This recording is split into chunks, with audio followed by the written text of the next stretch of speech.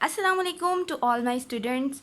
हम कल जो है केमिस्ट्री की डेफिनेशन, इम्पोर्टेंस वगैरह डिस्कस कर चुके हैं। ब्रीफ सा हमने कल इंट्रोडक्शन कर लिया था, तो आज हम फर्दर आगे अपने टॉपिक की तरफ जाएंगे, जो कि आज हमारा क्या है, केमिस्ट्री की ब्रांचेस। ठीक है, हम सबको पता है कि आजकल हम जिस दुनिया में रह रहे हैं वो केमिकल्स की दुनिया है। ठीक है, इसमें क्या है, हर जो लिविंग ऑर्गेनिज्म है वो एक दूसरे पर डिपेंड करता है। कैसे ऑक्सीजन, कार्बन डाइऑक्साइड वगैरह के ज़रिए अपने सर्वाइवल के लिए, ज़िंदा रहने के लिए, जिस तरह हमारे ज़िंदा रहने के लिए पौधे बहुत ज़रूरी हैं क्योंकि वो बारिश का सबब भी बनते हैं और प्लांट से हमें, आपको पता है, ऑक्सीजन मिलती है।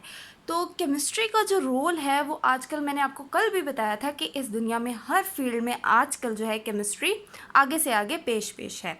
अब कुछ बच्चों को बड़ा गुस्सा आ रहा होगा क्योंकि अक्सर बच्चों को केमिस्ट्री पसंद नहीं है, लेकिन आप अगर केमिस्ट्री को समझ के मेरे साथ आहिस्ता आहिस्ता पढ़ेंगे तो आपको केमिस्ट्री अच्छी भी लगेगी और आपकी केमिस्ट्री की तैयारी भी हो जाएगी और आपको समझ भी बहुत अच्छी आएगी। ठीक है, तो हम अब शॉर्टली हर चीज़ को जो है कॉन्सेप्ट वाइज देखेंगे ताकि आप लोगों को केमिस्ट्री मुश्किल ना लगे और आप लोगों के लिए केमिस्ट्री क्या है, आसान हो जाए। तो आज का जो हमारा टॉपिक है बेसिकली वो ब्रांचेस ऑफ केमिस्ट्री है। अब केमिस्ट्री को बेसिकली हमारी जो बुक के अंदर है वो 8 ब्रांचेस में डिवाइड किया गया है। ठीक है, वो कौन कौन सी ब्रांचेस हैं? Physical chemistry, organic chemistry, inorganic chemistry, biochemistry, industrial chemistry, nuclear chemistry, environmental chemistry and analytical chemistry. आज हम जो है फर्स्ट 4 ब्रांचेस ऑफ केमिस्ट्री को क्या है, देखेंगे। एक एक ब्रांच को करके हम बारी बारी देखेंगे ताकि हमारे जो है कॉन्सेप्ट इन ब्रांचेस के बारे में क्लियर हो जाए। तो स्टार्ट लेते हैं हम सबसे पहले कौन सी केमिस्ट्री से? फिज़िकल केमिस्ट्री से। ठीक है, अब फिज़िकल केमिस्ट्री नाम से आप देखें, यहाँ से याद रखना है आपने कि क्या है, फिज़िकल केमिस्ट्री। अब फिज़िकल केमिस्ट्री के अंदर वो कहते हैं कि जो फिज़िकल केमिस्ट्री है ये डील करती है, देखती है रिलेशनशिप को। अब रिलेशनशिप किस चीज़ के दरमियान देखा जा रहा है?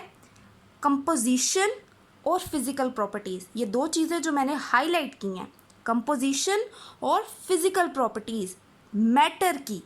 ठीक है, मैटर की कंपोजिशन कैसी है, मतलब कि किन किन एलिमेंट्स, किन किन चीज़ों से मिलकर वो मैटर बना है, और फिर उसकी फ़िज़िकल प्रॉपर्टीज़ किस तरह की हैं। फ़िज़िकल केमिस्ट्री में याद रखना है फ़िज़िकल प्रॉपर्टीज़ ही चलेंगी, गलती से भी आपने केमिकल प्रॉपर्टीज़ की बात नहीं करनी। फ़िज़िकल प्रॉपर्टीज़ ऑफ मैटर, और फिर उनके अंदर कौन कौन से चेंजेस आ रहे हैं।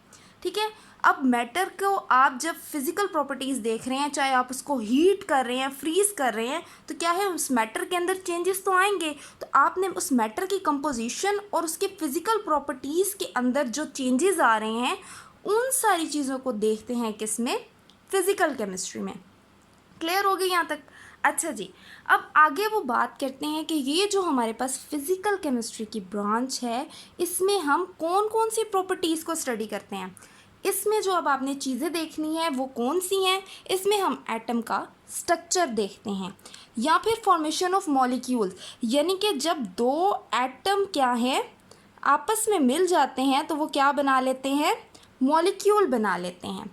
इसके अलावा हम गैसेस, लिक्विड्स और सॉलिड का बिहेवियर देखते हैं। ठीक है, और हम इसमें देखते हैं वही बात जो मैंने ऊपर की, वही बात दोबारा आ रही है कि जब हम टेम्परेचर या रेडिएशन मैटर पे देते हैं तो उससे क्या इफ़ेक्ट होता है। एक अगर मैं आपको सिंपल सी एग्जांपल दूँ यहाँ पे फिज़िकल प्रॉपर्टीज़ या फिज़िकल केमिस्ट्री समझाने के लिए, तो जिस तरह हम पानी लेते हैं, ठीक है, अब पानी लेते हैं, जब पानी को आप क्या करते हैं, पानी को आप रख देते हैं फ्रीज़र में, फ्रीज़र में रखते हैं तो वो जम जाता है, आइस बन जाता है, बर्फ़ बन जाता है। जब आप उसको हीट करते हैं तो वो वापस बर्फ़ जो सॉलिड बनी होती है वापस वो लिक्विड बनना स्टार्ट हो जाती है, पानी। जब आप उसको बहुत ज़्यादा हीट करते हैं तो वो वेपर्स बन के पानी क्या है, उड़ जाता है। ठीक है, तो ये कुछ बातें थी किसकी, फिज़िकल केमिस्ट्री की, फ़िज़िकल प्रॉपर्टीज़ जो इसमें हम देखते हैं।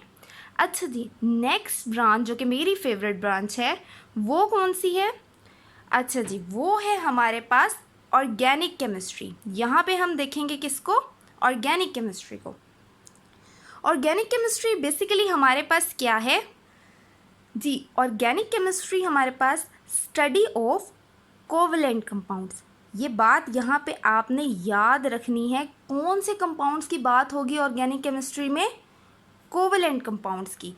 आगे समझने से पहले ये देख लें कि कोवेलेंट कंपाउंड्स क्या होते हैं। अगर मैं आपको इसको आसान लफ्ज़ों में एक एग्जांपल दूं कि जिस तरह दो लोग मिलकर पार्टनरशिप करते हैं, ये एक इस तरह की पार्टनरशिप होती है जिसमें दोनों तरफ से इक्वली कंट्रीब्यूट किया जाता है। एक पर्सन जितना हिस्सा डालता है दूसरा पर्सन भी उतना हिस्सा डालता है, 50-50%, यानी कि इक्वल शेयरिंग होती है। अब यहाँ पे जो दो एटम्स मिलके कंपाउंड बनाते हैं, दो या दो से ज़्यादा, तो वो क्या करते हैं, बिल्कुल आपस में इक्वल शेयरिंग करके कंपाउंड बनाते हैं, उसको कहते हैं कोवेलेंट कंपाउंड। ऑर्गेनिक केमिस्ट्री में हम कोवेलेंट कंपाउंड्स को स्टडी करते हैं, लेकिन किन चीज़ों से मिलकर बने हुए कोवेलेंट कंपाउंड? जो कार्बन और हाइड्रोजन से मिलके बनते हैं। ये बात याद रखिएगा, कार्बन और हाइड्रोजन से मिलके जो कंपाउंड्स बनते हैं उनको हाइड्रोकार्बन्स कहा जाता है। हाइड्रोकार्बन्स, ठीक है। कोवेलेंट कंपाउंड्स ऑफ हाइड्रोकार्बन्स को ऑर्गेनिक केमिस्ट्री में स्टडी किया जाता है, और साथ में हाइड्रोकार्बन से बनने वाले डेरिवेटिव्स। अब इनके डेरिवेटिव्स क्या होते हैं? कार्बन और हाइड्रोजन से मिलके जो हाइड्रोकार्बन्स बने होते हैं, इनके अंदर अगर आप कोई डिफरेंट एटम लगा दो या ऐसा फंक्शनल ग्रुप लगा दो तो फिर क्या है, वो इनके डेरिवेटिव्स बन जाते हैं। जिस तरह अगर आप इसमें OH ग्रुप लगा दें, ठीक है, OH ग्रुप लगाओ तो यहाँ पे ये अल्कोहल बन जाता है, ठीक है। इस तरह आप एल्डिहाइड्स की टोन्स और डिफरेंट चीज़ें बना सकते हैं, वो सारे क्या हैं, हाइड्रोकार्बन्स के यहाँ पे डेरिवेटिव्स कहलाएंगे, ठीक है। इस बात को आपने याद रखना है कि सिर्फ हाइड्रोकार्बन्स को और उनके डेरिवेटिव्स को ऑर्गेनिक केमिस्ट्री में स्टडी किया जाता है। अब क्या होता है, पहले ख्याल किया जाता था कि ये जो हाइड्रोकार्बन्स होते हैं, ठीक है, या ऑर्गेनिक कंपाउंड जो भी होते हैं, पहले ये ख्याल किया जाता था कि वो सिर्फ नेचुरली होते हैं, उनको हम खुद नहीं बना सकते। लेकिन आजकल ऑर्गेनिक कंपाउंड्स को क्या है, लेबॉर्ट्रीज़ में भी बनाया जा रहा है। तो ऑर्गेनिक कंपाउंड नेचुरली ऑकरिंग भी होते हैं, इनको लेबॉर्ट्रीज़ में भी बनाया जाता है।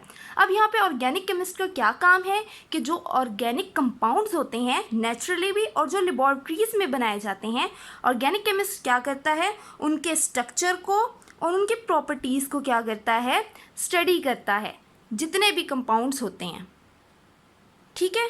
अब यहाँ पे अगली बात जो आएगी वो आएगा इस ब्रांच का स्कोप क्या है। तो अगर हम ऑर्गेनिक केमिस्ट्री का स्कोप देखें, इसका स्कोप कहाँ कहाँ पे है, तो हम कहते हैं कि पेट्रोलियम इंडस्ट्री में इसका बहुत ज़्यादा स्कोप है। पेट्रोकेमिकल्स कल भी मैंने आपको बताया था, नेचुरल गैस और ये जो पेट्रोलियम होता है, इसकी रिफाइनिंग के बाद जो हमारे पास सब्सटेंस बच जाता है वो पेट्रोकेमिकल्स होता है। फिर इससे आगे फर्दर पेट्रोकेमिकल्स बहुत सारे प्रोडक्ट्स बनाए जाते हैं।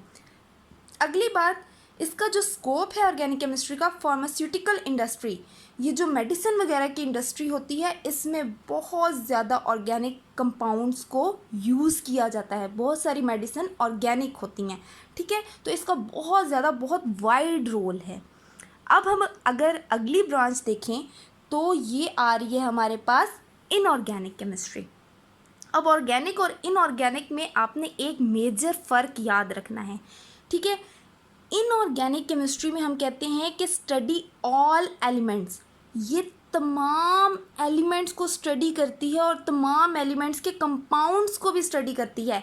लेकिन यहाँ पे एक बहुत बड़ी कंडीशन है, एक्सेप्ट, इस कंडीशन को आपने याद रखना है, इनऑर्गेनिक केमिस्ट्री हाइड्रोकार्बन्स और उनके डेरिवेटिव्स को स्टडी नहीं करती। हाइड्रोकार्बन्स और उसके डेरिवेटिव सिर्फ और सिर्फ ऑर्गेनिक केमिस्ट्री में स्टडी किए जाएंगे। इनऑर्गेनिक केमिस्ट्री से इसका दूर परे तक कोई रिश्तेदारी नहीं है, ना आपने रिश्तेदारी इनकी निकालने की कोशिश करनी है, ठीक है। लेकिन बच्चे यहाँ पे एक बात में कंफ्यूज हो जाते हैं। बच्चा ये बात याद रखनी है कि हाइड्रोकार्बन्स और उनके डेरिवेटिव्स को स्टडी नहीं करेगी, लेकिन सेपरेटली जो कार्बन के कंपाउंड्स होंगे या सेपरेटली जो हाइड्रोजन के कंपाउंड्स होंगे उनको स्टडी किया जाएगा। जिस तरह के मैं अगर आपको एग्जांपल दूं, कार्बन डाइऑक्साइड, ठीक है। अब ये कार्बन डाइऑक्साइड CO2 है। अब ये कार्बन के साथ हाइड्रोजन नहीं है, ये कार्बन हाइड्रोजन कंपाउंड्स नहीं है, हाइड्रोकार्बन नहीं है, तो इसलिए इस कंपाउंड को क्या है, इनऑर्गेनिक केमिस्ट्री में स्टडी किया जाएगा। हाइड्रोजन वाला एक कंपाउंड है, जिस तरह के वाटर ले लेते हैं H2O। अब ये वाटर भी हाइड्रोकार्बन नहीं है, हाइड्रोजन है, तो इसका मतलब ये नहीं है कि हाइड्रोकार्बन है, ये H2O है, ये वाटर है, ये एक इनऑर्गेनिक कंपाउंड ही है। तो इसको भी क्या है इनऑर्गेनिक केमिस्ट्री में स्टडी किया जाएगा।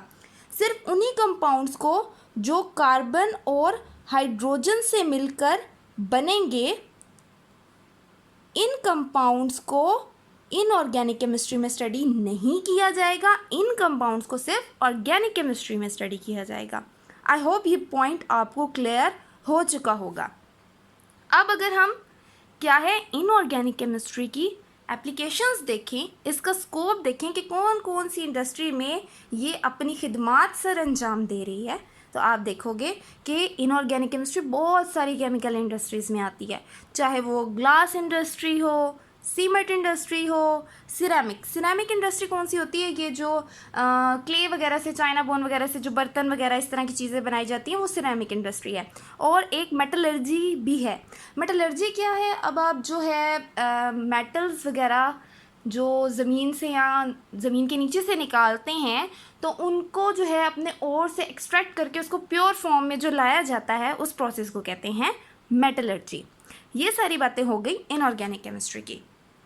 अब जो फोर्थ वन हमारे पास ब्रांच है, वो कौन सी ब्रांच है, वो जी हमारे पास है बायोकेमिस्ट्री। कि बायोकेमिस्ट्री क्या होती है, ये बात आपने यहाँ पे याद रखनी है। ये दो लफ्ज़ बायो केमिस्ट्री, ये बायो यहाँ पे लिविंग से रिलेट होगा, ठीक है। अब इसके अंदर देखते हैं होता क्या है। इट्स स्टडी, ये ब्रांच अब किस किस चीज़ को स्टडी करी है, ये स्ट्रक्चर देख रही है, ये कंपोजिशन देख रही है, ये केमिकल रिएक्शंस भी देख रही है सब्सटेंसेस के। पर कौन से सब्सटेंसेस के जनाब, ये सब्सटेंसेस के, उन्हीं सब्सटेंसेस की ये तमाम चीज़ें देखेगी जो कि किस में, लिविंग ऑर्गेनिज्म में मौजूद होते हैं, जानदारों में मौजूद होते हैं। अब वो जानदार कोई भी हो सकते हैं, चाहे वो इंसान हैं, जानवर हैं, प्लांट्स हैं, दरख्त, कोई भी चीज़ है, लेकिन लिविंग होना ज़रूरी है। अब लिविंग ऑर्गेनिज्म के अंदर जो सब्सटेंसेस मौजूद हैं, उनके स्ट्रक्चर को देखेगी, उनकी कंपोजिशन को भी देखेगी, उनके केमिकल रिएक्शंस को भी देखेगी। याद क्या चीज़ रखनी है, वो मौजूद होने चाहिए जनाब लिविंग ऑर्गेनिज्म के अंदर। अब हमारे पास क्या है, ये जो बायोकेमिस्ट्री है, बायोकेमिस्ट्री तमाम के तमाम केमिकल रिएक्शंस देखती है, उन रिएक्शंस के जो है सिंथेसिस भी देखेगी, उन बनने का प्रोसेस, और जनाब मेटाबॉलिज्म ऑफ बायोमोलिक्यूल्स। ये बात समझने वाली है, मेटाबॉलिज्म ऑफ बायोमोलिक्यूल्स। अच्छा जनाब, मेटाबॉलिज्म क्या होता है? मेटाबॉलिज्म होता है कि जो भी आपने फूड वगैरह खाई हुई है, हमारे अंदर वो फूड जब एनर्जी में कन्वर्ट होती है, उसको कहते हैं मेटाबॉलिज्म। अब बायोमोलिक्यूल्स हमारे अंदर जो मौजूद हैं, बायोमोलिक्यूल्स लिविंग ऑर्गेनिज्म में जो बायोमोलिक्यूल्स हैं, चाहे वो कार्बोहाइड्रेट्स हैं, चाहे वो प्रोटीन्स हैं, चाहे वो फैट्स हैं। अब ये मैंने हाईलाइट किया है बायोमोलिक्यूल, और ये आपको बताया कि अगर आपसे कोई पूछ ले बायोमोलिक्यूल कौन से होते हैं, तो आप बता सकते हैं कार्बोहाइड्रेट्स, प्रोटीन्स, फैट्स, और ये लिविंग ऑर्गेनिज्म के अंदर पाए जाते हैं। ठीक है जनाब, बायोमोलिक्यूल्स वाली बात आपको हो गई क्लियर। अब लास्ट वन जो यहाँ पे हमारे पास पॉइंट है, वो क्या है कि बायोकेमिस्ट्री की एप्लीकेशंस क्या हैं, ये कहाँ पे अपना रोल अदा करती है। तो बायोकेमिस्ट्री भी अपना रोल अदा करती है मेडिसिन की फील्ड में, ठीक है, फूड साइंसेस में इसका बहुत अच्छा रोल है। नंबर 3 पे ये एग्रीकल्चर फील्ड्स में भी अपना बहुत अच्छा रोल प्ले करती है। तो ये थी आपकी क्या है केमिस्ट्री की फर्स्ट 4 ब्रांचेस, ठीक है। मुझे उम्मीद है कि आपको ये ब्रांचेस समझ आ गई होंगी। अगर आप एक दफ़ा इस लेक्चर को अच्छी तरह देख लें, सुन लें, तो मेरा नहीं ख्याल कि आपको लेक्चर दोबारा भूलेगा। तो इंशाल्लाह नेक्स्ट हम इसकी 4 ब्रांचेस कल डिस्कस करेंगे। अगर आपको कोई भी इसमें कन्फ्यूजन वगैरह हो तो आप मुझसे पूछ सकते हैं। Thank you.